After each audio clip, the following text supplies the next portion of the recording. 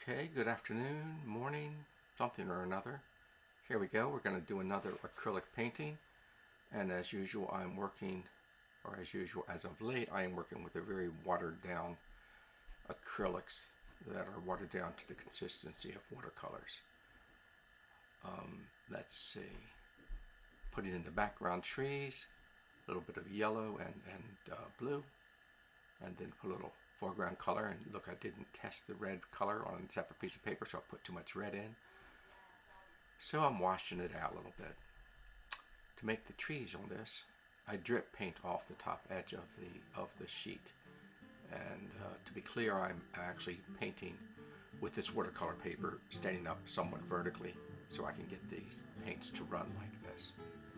And the paper's quite wet, so you can see the color just kind of bleeds out into the other part of the paper. So we go through and we continue to add different textures or different depths of the trunks, trying to get a little bit of a effect that some of them are closer and some of them are further away.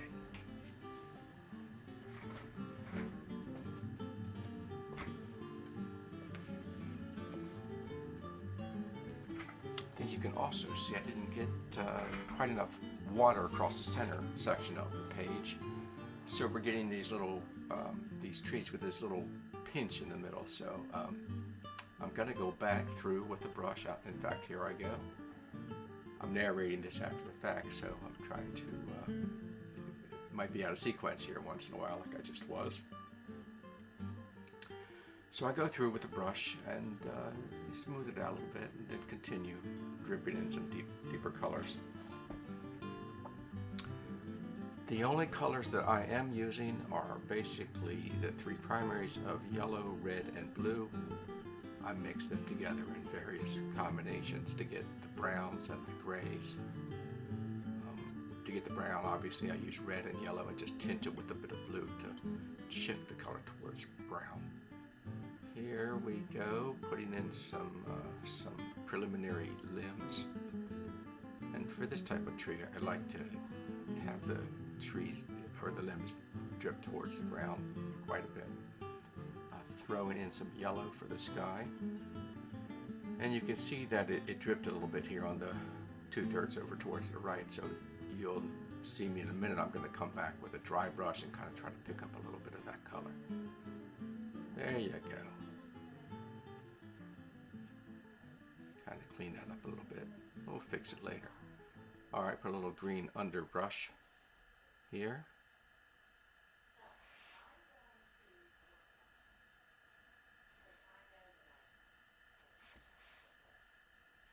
Yeah, just trying to create a little bit of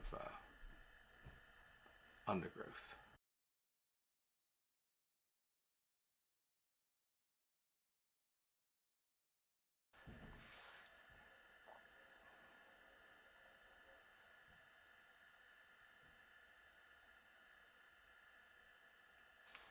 So here I'm going to put some watered down red paint in here to build up this texture, and then obviously going straight back to the blue to get some deeper, some purple colors. Again, using these colors to work, the red color to work against the green to create contrast. And then it appears that I've decided to put in a lake or a swampy area. So I will build this up with a couple of coats, building up the darks, trying to maintain a straight line and hopefully no drips as I wander across. It takes a little bit of time to develop the skill of having just enough paint to where it doesn't run all over the place with watered down paint. It takes a bit of practice. You can see I just picked up a little runny drop there. And now I'm back to creating more depth, more tree trunks. And here we go. Dripping them down and then brushing them out a little bit to make them into a nice shape. Back to, adding the darks, trying to create once again depth. Dark in the foreground. Everything in the background, grayer, duller, paler. Aerial perspective is what we refer to that as.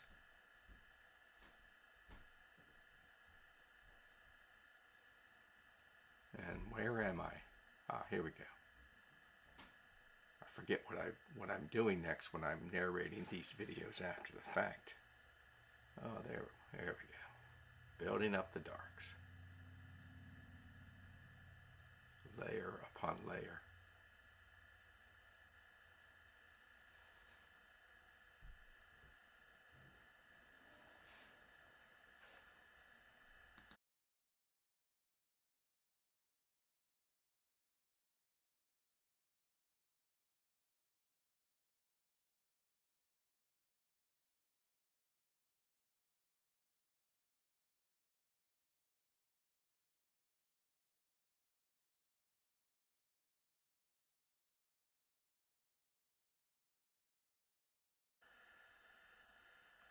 And so here it appears that I am building up some of the smaller tree trunks off in the distance. And I'm starting with the brush higher up in the picture plane, trying to create the illusion that these tree trunks are behind the brush.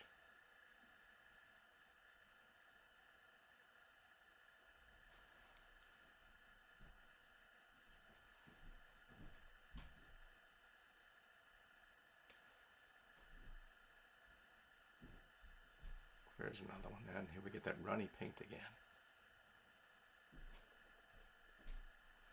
And so, yep, another thin tree in the background, another one there. Just continue to build it up organically, and you know, some of the trees lean, some of them are close together, some of them are far apart. You know, you've got to build up randomness and variety in your line work. Let's see here, I am darkening up that sky a bit more.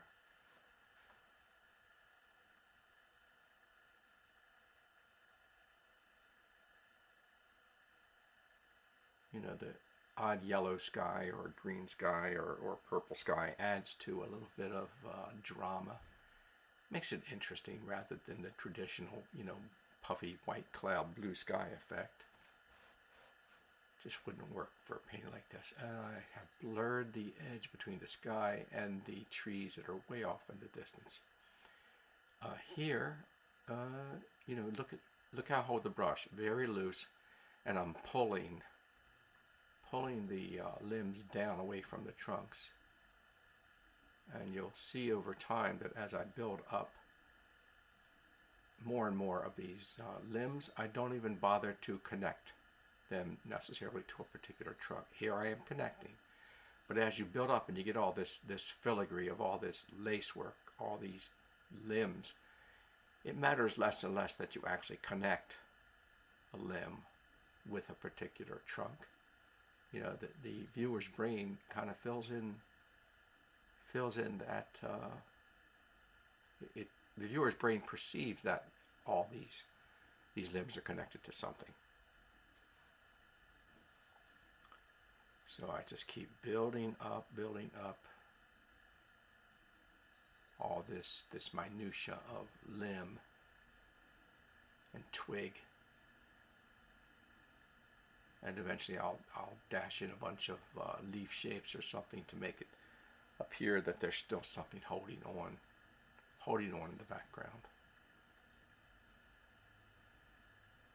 Not quite dead.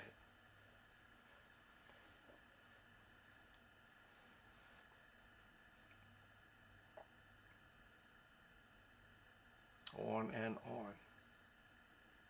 Again, look how I'm holding the brush, very loose to keep me from getting engrossed in detail, and it's a more natural effect. You see, I'm just pulling the brush down, loading up with color, go off to the palette to get some color, loading up, and just pulling the limb down. Gravity. Think about gravity when you're doing this.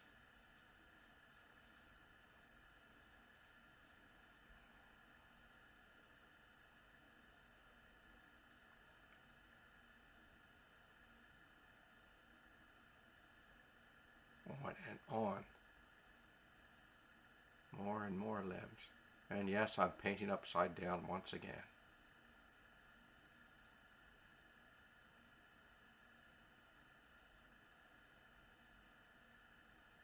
some of these, they're just broken lines.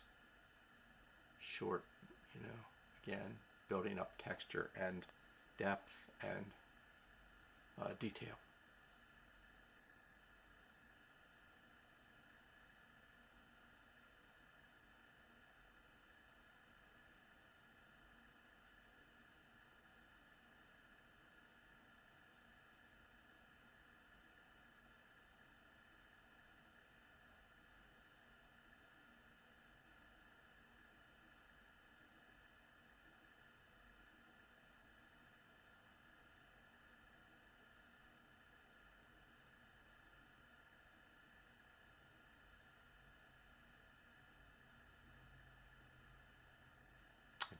I get carried away with his limb work, trying to build up the character of everything.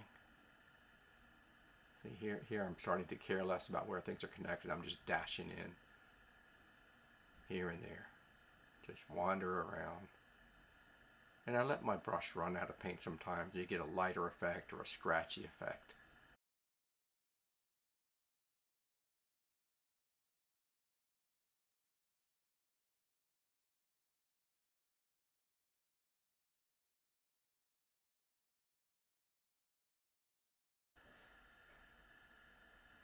Alright, so continuing endlessly putting in these limbs to get all this detail happening.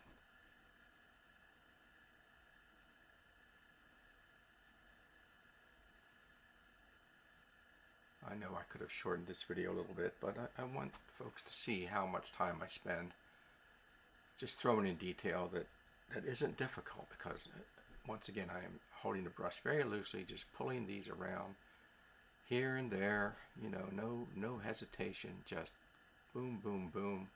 Don't overthink it, just here we are. I'm just slapping the stuff in now. And very soon I'm going to start just dashing in all these little shapes that, to simulate some